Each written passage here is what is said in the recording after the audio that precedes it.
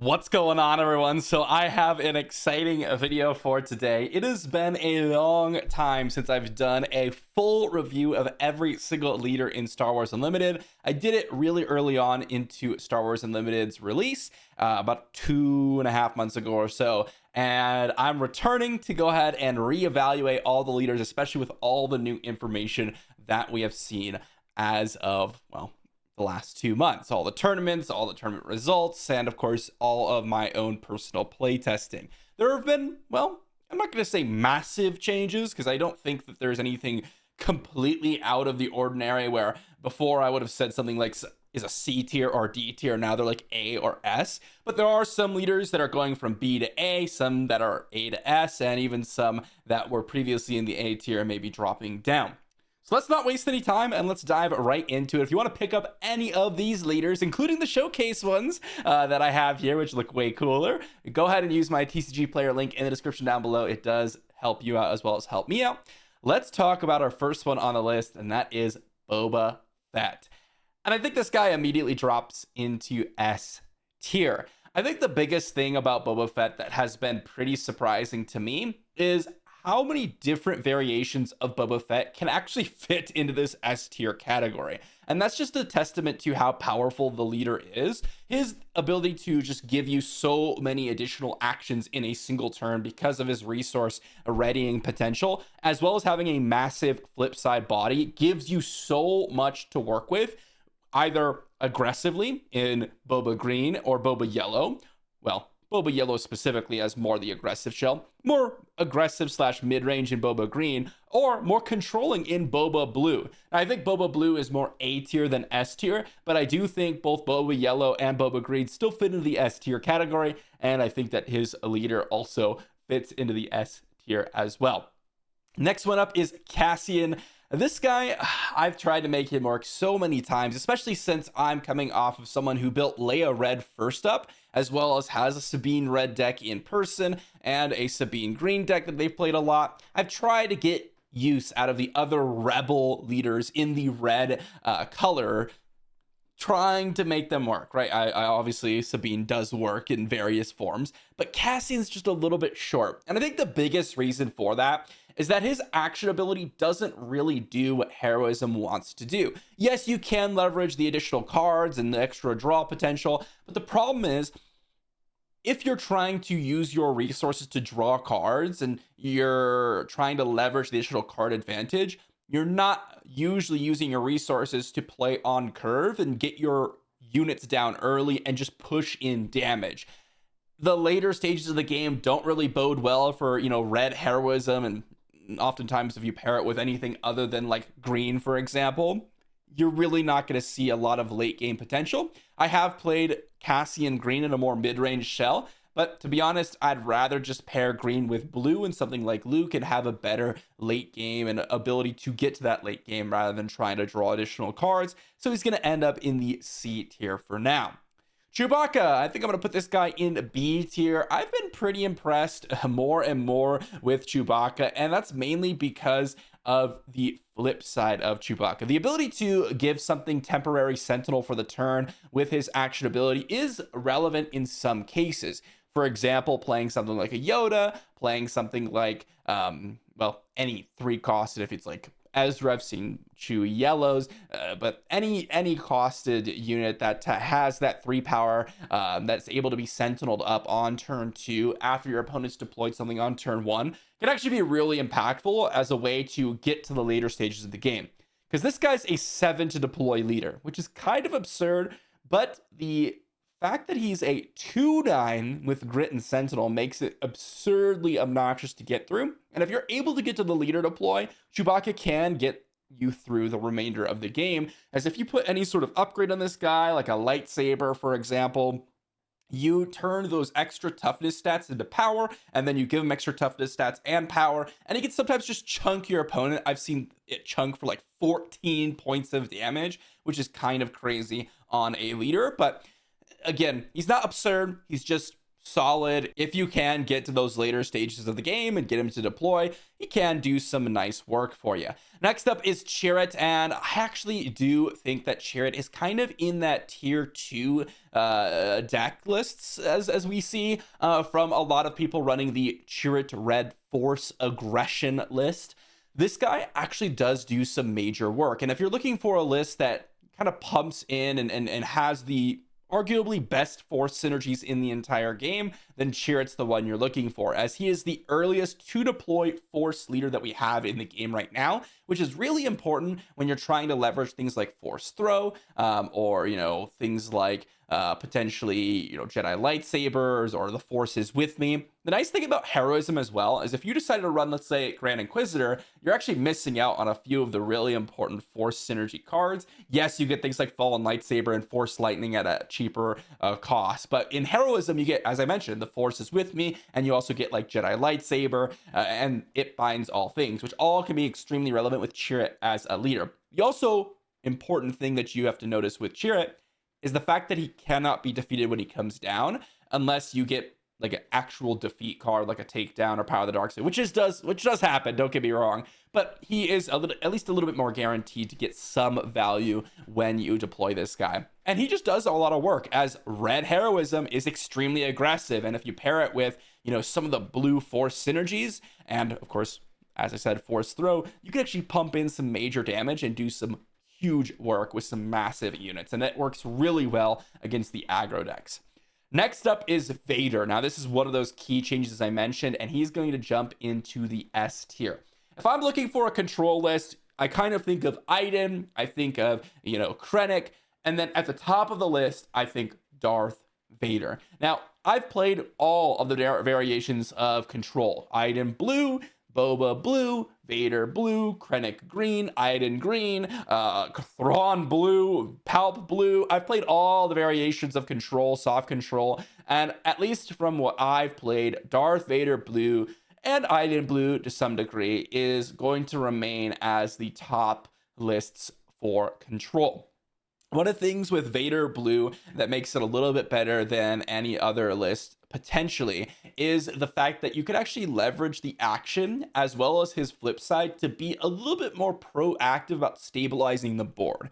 Of course, you want to get to the later stages of the game, and you do so by using things like Power of the Dark Side, Lieutenant Childson, and then just leveraging, of course, Vigilance on 6 to heal you through. And then when you do get to key turns like turn 7, when you get to Super Laser Blast away all of their units, you get to deploy Vader following that, or maybe you deploy Vader earlier to get you to Super Laser Blast. But regardless, the Red Edition and Vader as a leader either gets you to Super Laser Blast more frequently or allows you to potentially stabilize very, very frequently after Super Laser Blast. Either way you slice it, it really does help the win rate of those control lists and helps you against the more aggro shells and, well, mid-rangey shells that you might have struggled in other control lists. Definitely enjoy Vader Blue, and it's the one I personally have in paper because I do believe it is the strongest.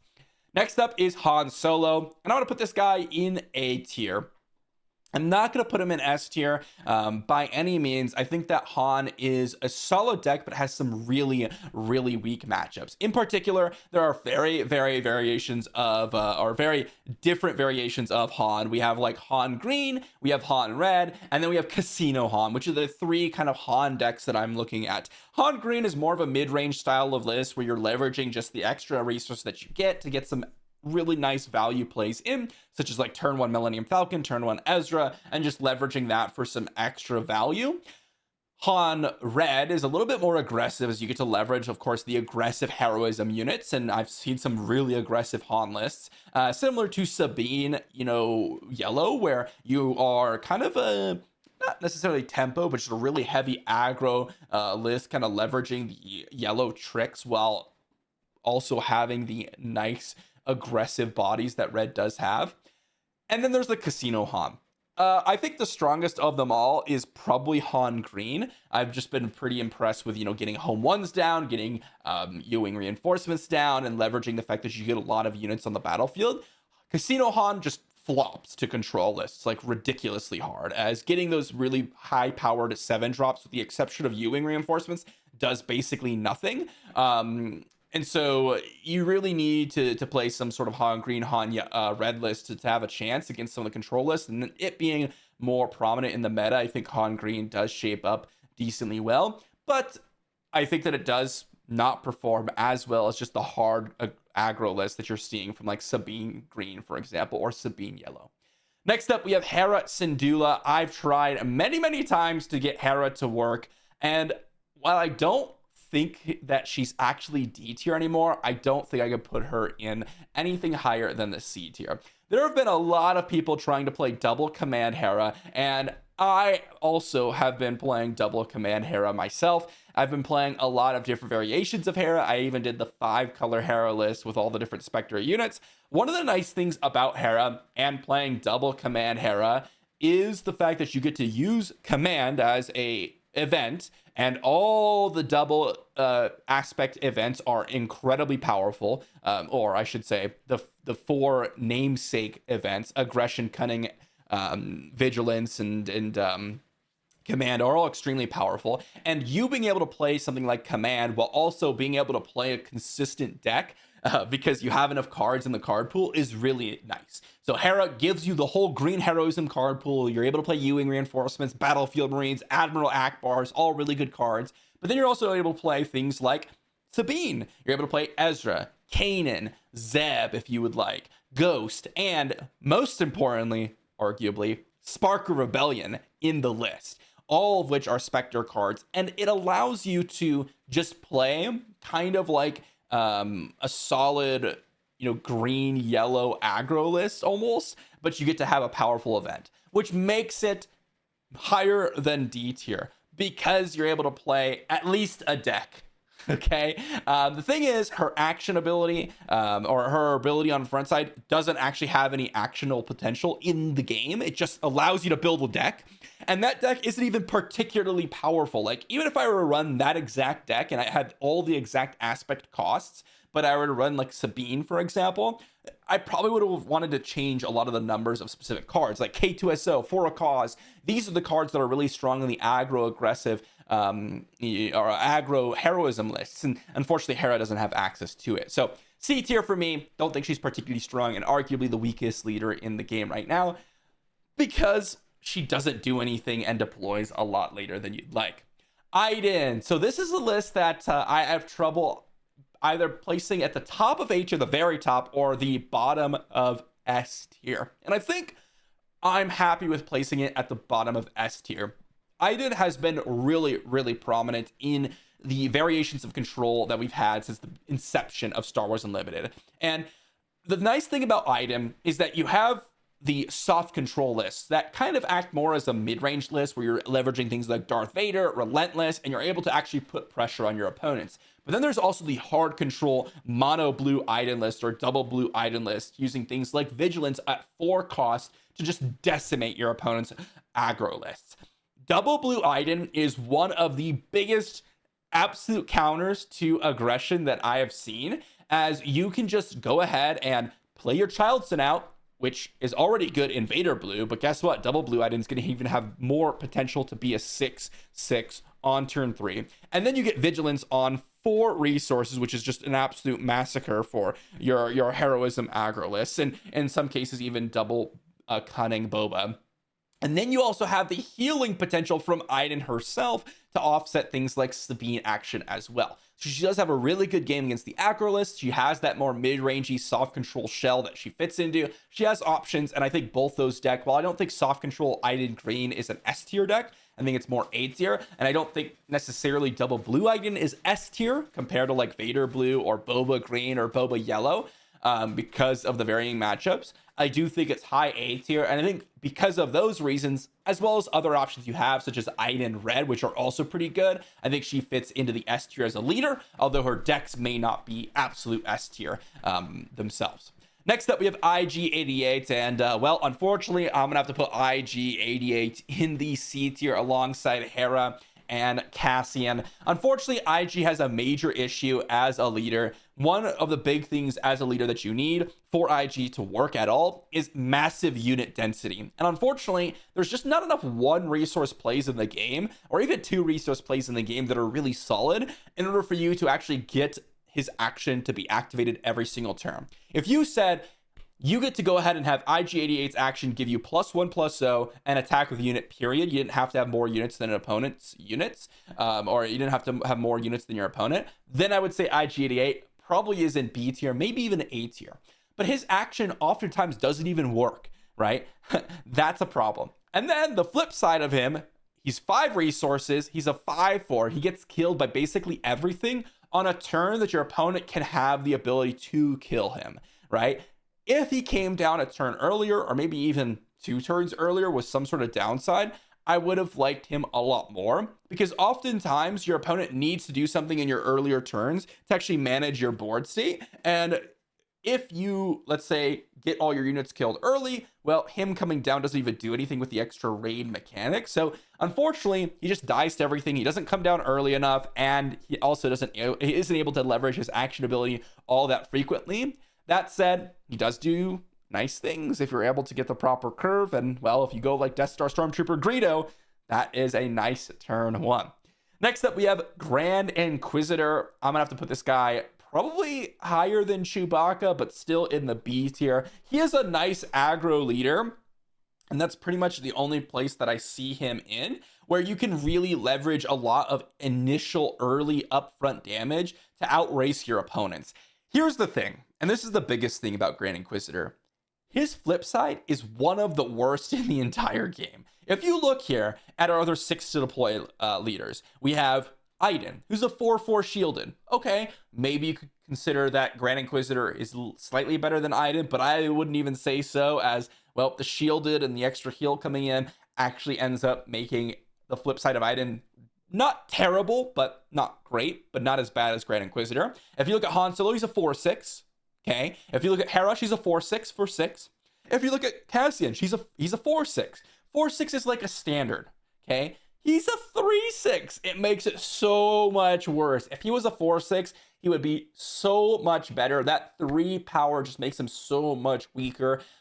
His ability to ready up things on his flip side doesn't even get to happen because he's such a weak leader, and your opponents just either kill him really quickly, or, you know, you just don't get to leverage his ability to ready up things because your other units are dead, and then he doesn't do any damage. So your other units are the threat because the leader isn't a threat, meaning that you don't get to leverage his on attack ability. So there's a lot of problems with Grand Inquisitor, but he does get in some early damage, and his action on the front side does make up for his flip side's weakness a little bit. But you do need to have the right curve, as there are some units that are really good with him and some that are just kind of mediocre. Set 2, I think this guy's going to get a lot better. Next up, we have Jyn Erso, and I'm unfortunately going to have to put Jyn maybe as the worst leader in constructed in the game. I actually think that, based on what I've seen, I find that Hera actually outperforms Jyn in a lot of situations.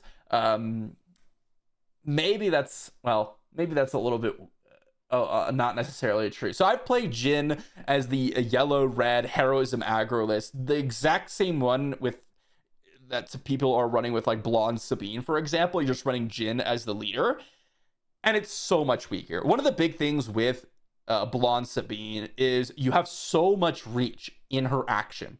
It's gonna make up like 3, 4, 5 points of damage, and then you also have reach in the fact that Sabine comes down early.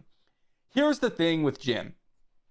Unlike the kind of leaders that are leveraging the heroism yellow or heroism red, yellow, or green or red, things like that, you aren't able to actually get any value out of her action ability in those situations, because what you're going to want to be doing with your heroism red, yellow units is attack their base. And her action only applies to give you a little bit of value trades to your opponent's units. And yeah, that can work out in some cases. The problem is, if you're spending too much time valuing your opponent's units out of the game, and in some cases it doesn't even work, like, yeah, maybe you take 1 less damage, but you don't trade with an opponent's units, or they just trade regardless, you aren't going to be winning the late game. And that's the huge kicker. And unfortunately, her coming down on 6 has a similar problem to Cassian, but I've actually found that Cassian, the fact that he does have Saboteur and is actually able to go ahead and get in some damage on the flip side,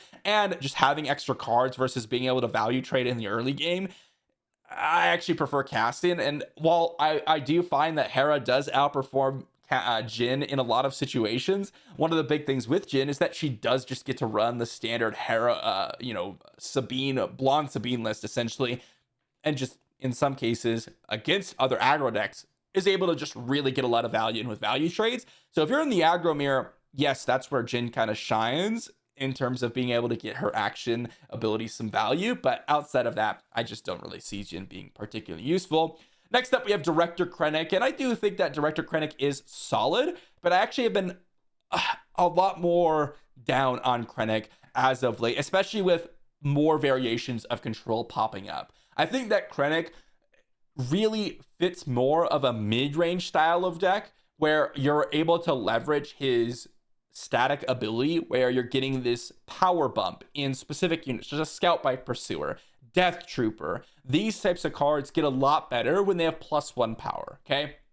And that's where Krennic sees a lot of value, or I see a lot of value in Krennic in those situations. His stat line isn't the greatest. A 2/7 isn't great, partially because 2 power is just so weak in the earlier stages of the game, but he does deploy on 5 and he becomes a 3-powered unit, as he probably will take some damage.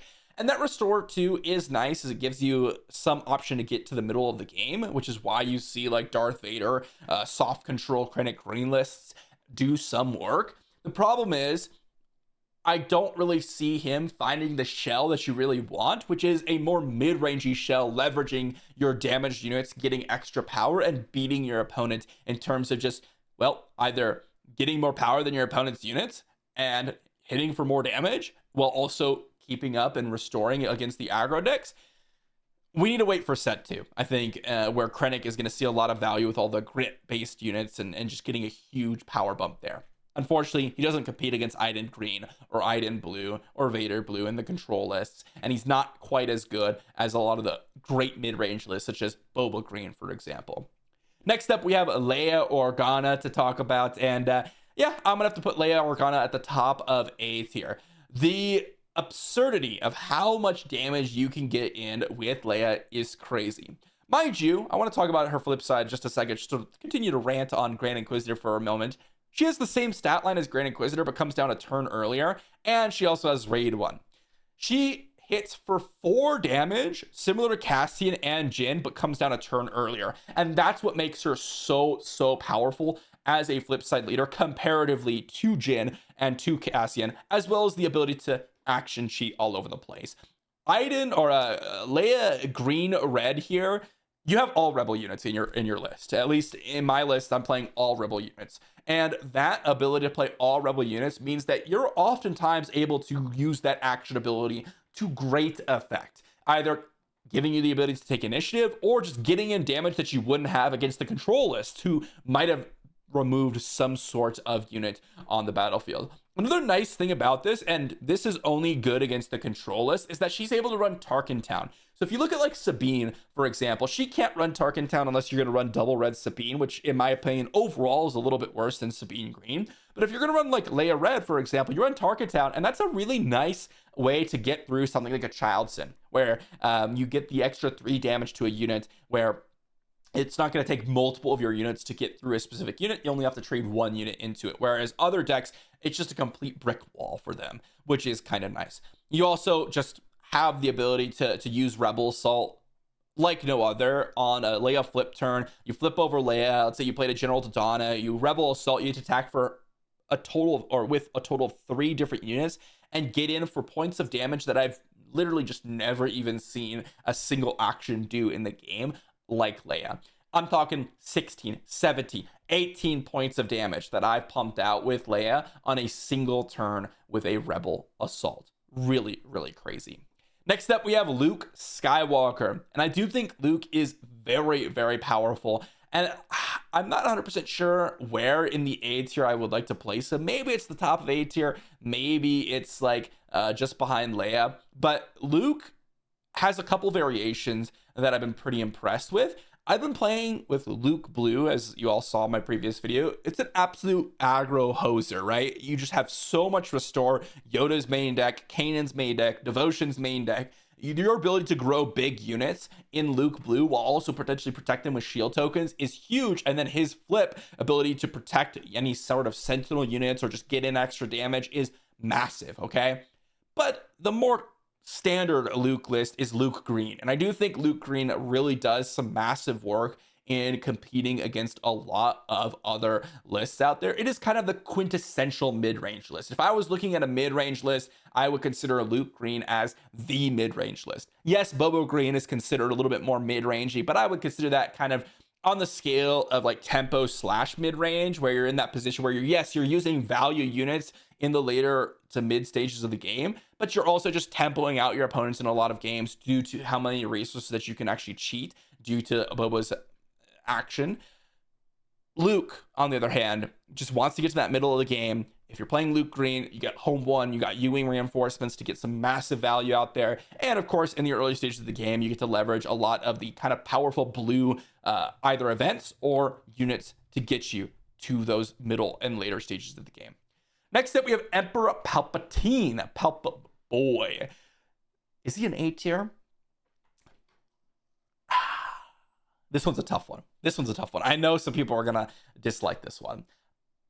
I think that he's actually just probably just behind Luke, to be honest. And because of that, I'm going to have to drop Krennic down into the B tier. I talked about Krennic, and I don't actually think he's that great anymore. But I think Palpatine has risen simply for the fact that control decks have gotten better and better in the meta. And when control gets better, Emperor Palpatine gets better. Why? Because he is the most expensive leader on this list to deploy. And because of that, there are a lot of games in the aggro matchup, and even mid-range matchup, where you're not getting to Palpatine at all. I've seen double command Palp, I've seen Palp Blue, and I've seen Palp Red. I think Palp Blue is the best list of them all, but the reason why Palp just gets a little bit more value on my tier list here than previously he did, I think I put him at near the bottom of B tier last time, is because he defeats control decks like no other deck can. In the control mirror, if you're playing like Palp Blue, for example, you have the same cards that Vader Blue does, right? You get to leverage your vigilances, you have your Sparker Rebellions in your sideboard, you have your Restocks main deck.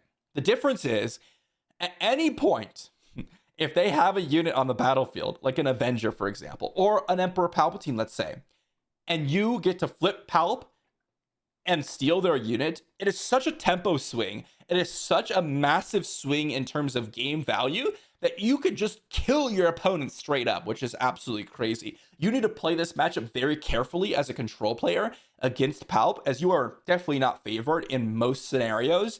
And you could just straight up get completely killed in one turn. I've had situations where I'm sitting at like 10 HP on my base, or I have 10 damage on my base, and I'm like, oh, I can't get killed by Palpatine. And then suddenly I'm like getting hit for 20 points of damage out of nowhere. That is what Palpatine does, and you need to be fearful of what he can do in your control mirror. All right, we got a couple last for you to talk about. Next one up, we got Sabine, and well, like it or not, Sabine continues to stay at the top of the meta, continues to take down tournaments, and even has some additional variations that I would consider either high A tier, or maybe even, depending on how you look at it, potentially low S tier deck lists. Sabine Green has been a consistent stay in the meta since day one of Star Wars Unlimited being released, and one of the big power swings that Sabine is able to do is actually compete against some of your control lists that we've seen a lot more recently, as she has a way of dealing direct damage that no other leader in the game can do.